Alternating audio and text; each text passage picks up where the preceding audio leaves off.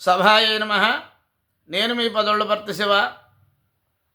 చాలా కాలం పూర్వం ఒక మరో రచయిత ఒక శ్లోకాన్ని రాశారు. అది ఆయన అభిప్రాయమే, వ్యక్తిగత అభిప్రాయమే అయ్యుండొచ్చు. పండితులందరూ, సంస్కృత పండితులందరూ కూడా అష్టావధానం, శతావధానంలో భాగంగా శతావధానము చేయగలరు.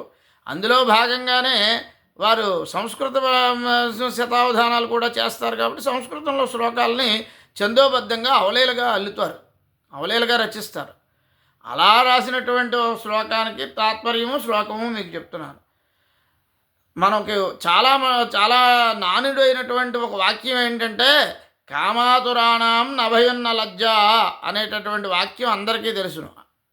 అయితే ఈ వాక్యానికి 4 వాక్యాలతో కూడినటువంటి శ్లోకంలో ఇది కూడా ఒకటి.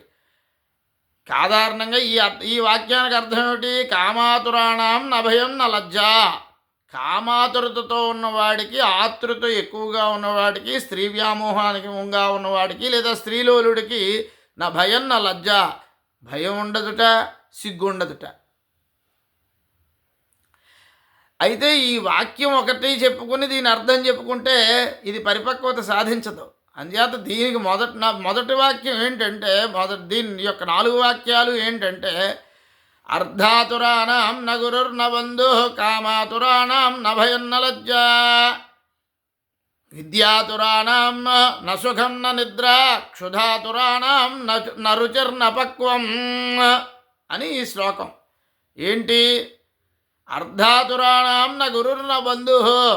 ధనం మీద, అర్ధము అంటే డబ్బు, ధనం మీద విపరీతమైన వ్యామోహం ఉన్న వాళ్ళకి, డబ్బే పరమావధిగా కలిగిన వారికి బంధువులు ఉండరట, గురువులు ఉండరట. బంధువుల దగ్గర చేయి చాపుతారట, గురువుల దగ్గర దక్షిణ తీసుకుంటారట. గురువుల దగ్గర, బంధువుల దగ్గర కూడా ధనం తీసుకుంటారు, ధనం మీద వ్యామోహం ఉన్న వాళ్ళకి అని ఈ వాక్యం యొక్క అర్థం. అంటే అందరూ తీసుకుంటారని కాదు, కొద్దిమంది అయినా పాటించేటటువంటి తీసుకునేటటువంటిది. కాబట్టి ఈ వాక్యం వచ్చింది. అర్ధాతురాణం నగురుర్న బంధు, కామాతురాణం న భయం న లజ్జ. కామాతురతతో ఉన్నవాడికి భయం ఉండదుట, సిగ్గు ఉండదుట. విద్యాతురాణం న సుఖం న నిద్ర. విద్యాపేక్ష కలిగినటువంటి వాడికి అహశ్చరాత్రశ్చ చదువుకుంటాడు. అర్ధాతురాణం న సుఖం న నిద్ర. అతనికి సుఖం ఉండదు, నిద్ర ఉండదు. ఎందుకని? తెల్లవారుజామునే లేచి చదువుకుంటాడు, బట్టి పడతాడు. కాబట్టి అతను సుఖపడదాం అనుకుంటే విద్య ఎలా వస్తుంది?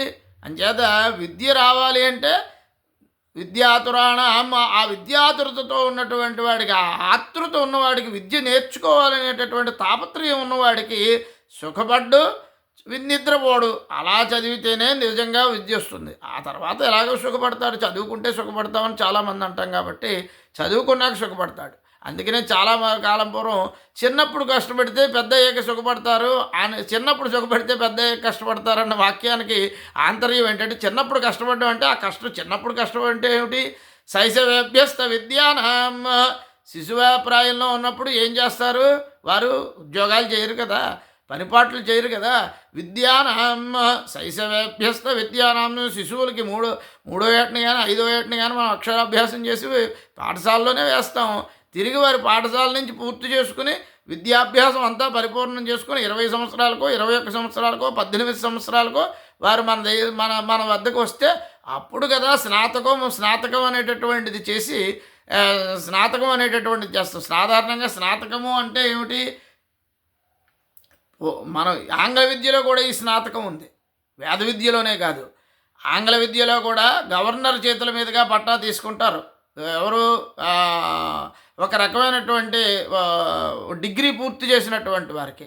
అందుకనే స్నాతకోత్తర పట్టా అని కూడా అంటాం. దాన్నే స్నాతకోత్తర పట్టా అంటే అది పోస్ట్ గ్రాడ్యుయేషన్ చేసినటువంటి వారు స్నాతకోత్తర పట్టా తీసుకుంటారు. ఆ పట్టాని గవర్నర్ గారు ఆ కోటు ధరించి ఆ పట్టా ఇస్తారు. అదే అతనికి, అంటే నీ చదువు పరిపూర్ణమైంది, నువ్వు ఇందులో విద్యావేత్త అయ్యావు అని.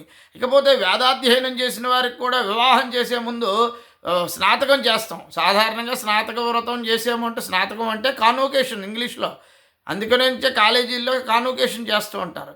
అప్పుడే సర్టిఫికెట్లు ఇవ్వడం, గవర్నర్ చేతుల మీదుగా స్నాతకోత్తర పట్టాలు అందుకోవడం అనేటటువంటిది, ఆ డిగ్రీ పట్టాలు అందుకోవడం అనేటటువంటిది అక్కడ ఉంది, యూనివర్సిటీల్లో ఉంది, మన వేద విద్యాభ్యాసంలో కూడా ఉంది.